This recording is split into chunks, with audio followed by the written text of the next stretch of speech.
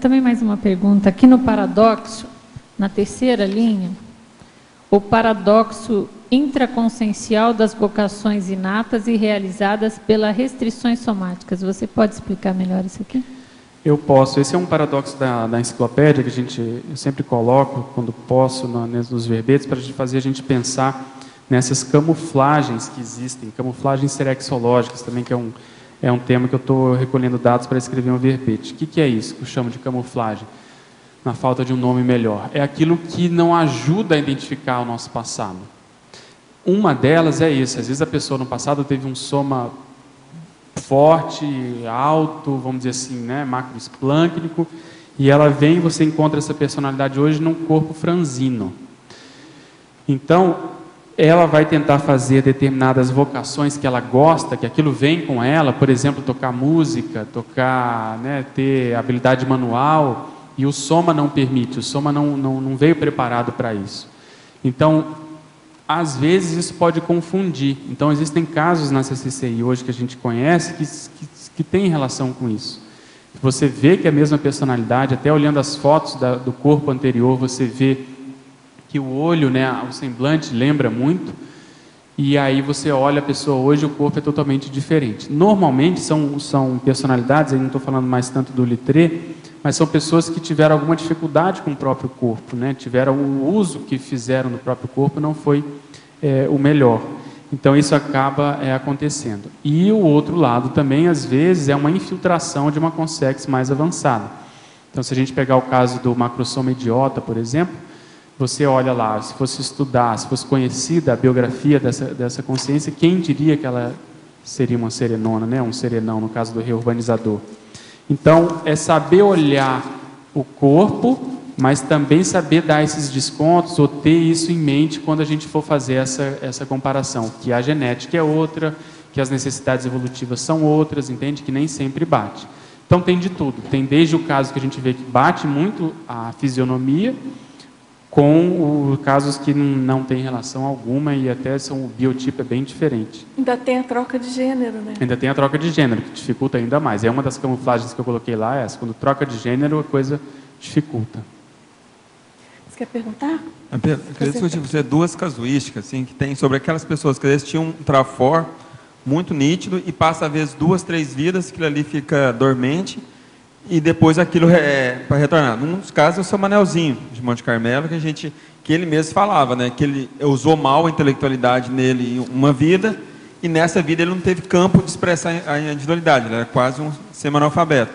E a própria casualidade minha mesmo, que você conhece, para o processo da dislexia, que também foi erro intelectual no passado, que provavelmente agora me causou problema da escrita, de redigir o meu pensamento, E como que você vê essa questão de, às vezes, ficar bloqueada uma, 2 vidas e depois aquela paragenética voltar a se expressar? Eu acho que isso tem lógica, tem a ver com esse paradoxo que a gente estava comentando, só tem um diferencial aí, que é a condição da conscienciologia, no seu caso, por exemplo, de você tentar, mesmo assim, não, vamos dizer assim, sucumbir a isso, ou não se acostumar, ou não se acomodar com essa condição. Então, tentar todos os esforços para superar esse trafar, porque partindo do pressuposto que existiu isso, quer dizer, escreveu no passado algo que, vamos dizer, prejudicou outras pessoas, aí tem o trauma, a gente percebe a repercussão disso, isso fica na paragenética e acaba no novo corpo aparecendo de algum modo, por exemplo, pode ser o caso da dislexia. Mas mesmo isso, qual que é a terapêutica?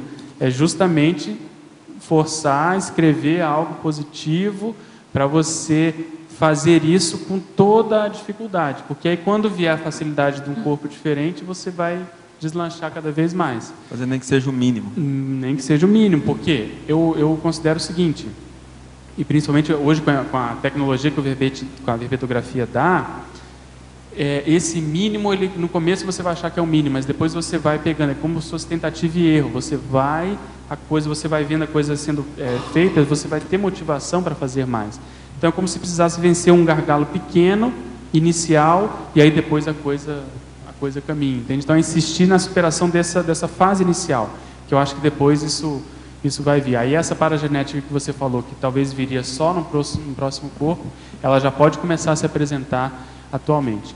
Eu não sei se eu posso expor, mas tem gente aqui na CCCI que tem uma dificuldade parecida com a do seu Manuelzinho, e hoje a gente vê que a pessoa superou muita condição, já até escreveu livro. Então, entendeu? Você quer assim, um cala-boca maior do que esse, a pessoa numa condição super crítica, até de falar, de se comunicar. Hoje essa pessoa da itinerância internacional já escreveu livro, então, entendeu? Para mim eu fico sem jeito. Então, e você, que é uma enciclopédia ambulante, eu ficaria mais sem jeito ainda, entendeu? Porque eu acho pequena essa condição da dislexia. É você saber tirar partido, a Rosa também está comentando aqui, então é você saber tirar partido disso. E hoje, como a gente está em grupo, é isso que o professor Valdo me falava no início das pesquisas do Lettré lá, apesar de você estar com muitas pessoas, você não tinha muitas pessoas próximas do seu nível. Aqui você tem mais, é como eu tenho também, ele falava. Então aqui você também tem essa condição da revisão, tem essa condição da verbetrografia, entende? Tem editares, tem Unesco, entendeu? Saber tirar partido disso sem defender os erros. Vamos corrigir, não, vamos dizer assim, abre mão, porque o principal é sair. Porque aí na hora que a gente vê saindo, sendo publicado, a gente se motiva e aí a roda começa a caminhar, começa a rodar mais fluente. Agora, em pensenologia, na página 1, quinta linha, você poderia comentar o holopensene pessoal da retrocogniciologia teática? Essa ideia, né? Essa tertúlia de hoje está bem dentro desse holopensene, da gente procurar valorizar a memória, saber o que valorizar nas retrocognições, saber dar o contra, ter autocrítica retrocognitiva, porque é da natureza humana querer defender a própria biografia. E isso eu acho que é um dos maiores impedidores da pessoa ter retrocognição. Se ela não consegue fazer esse distanciamento, se ela não consegue separar as coisas, se nesse corpo atual ela já se defende muito, o que dirá quando ela souber de outras coisas que ela fez? Então tem casos que a gente acompanha, até fora de Foz, que a pessoa sabe quem foi no passado, sabe que fez besteira, mas mesmo assim ela continua cultuando aquela personalidade. Então, é saber lidar com essa condição do passado, né?